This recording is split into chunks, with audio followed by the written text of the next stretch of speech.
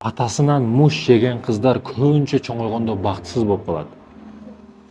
Көбүнчө травма болуп, психологик жактан ойлор каптап, ар кандай эркек десе бир үркүп, эркек десе атасы эсине түшүп, баягы камчы көтөргөн, баягы колун көтөргөн, муш көтөргөн эркекти сыпаттатып коет да мээсинде. Чоңойгондо көпчүлүктө 90%, %90 бактысыз болуп калат, качан атасынан муш жеп, таяк жеп чоңойгон кыздар. Ошондуктан мен айтат элем, аял киши аманат, аманатка жооп бересиң дегени бул күйөөгө катары айтылган эмес, эрине айтылган эмес. Аманат деген эң биринчи атасына аманат. Атасынан кийин балдары болсо, ага иниси болсо, ага инисине аманат кыз бала.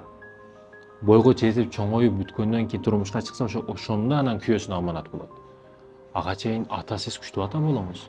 Аны бар жоктон, психологик жактан, руханий жактан бар жоктон коргоңуз, колдоңуз, азап бербеңиз, таяк жедирбеңиз эч качан. Эркек десе чочуй турган болот да, эркекке карата ишеничи сынып калган. Атама окшош бирөө да дейт да эртең турмушка чыгып атканда дагы. Ичинде баары бир кандайдыр бир жарасы бар да ал кыздын. Неге? Атасы жөн тарбия бербеди да. Коркуу, стресс, депрессия менен турмушка чыгат. Коркуу, стресс, депрессия менен жашап өлүп кетет. Качан уруу берет экен, качан тебе берет экен деп. 100% өзүнө арнай албайт. Неге?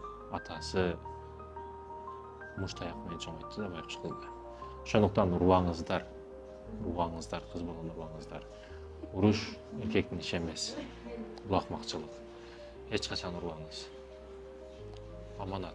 Кыз бала аманат. Кыйшык кабыргадан жаратылган. Аял киши кыйшык кабыргадан жаратылган. Аны түздөйм дебе сындырып аласың. Өз абалына дагы коюп койбо. Бетер кыйшайып кетет да.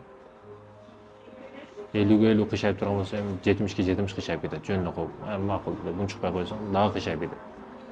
Ошондуктан аралыкты сактап мамиле кыласың да аял киши менен.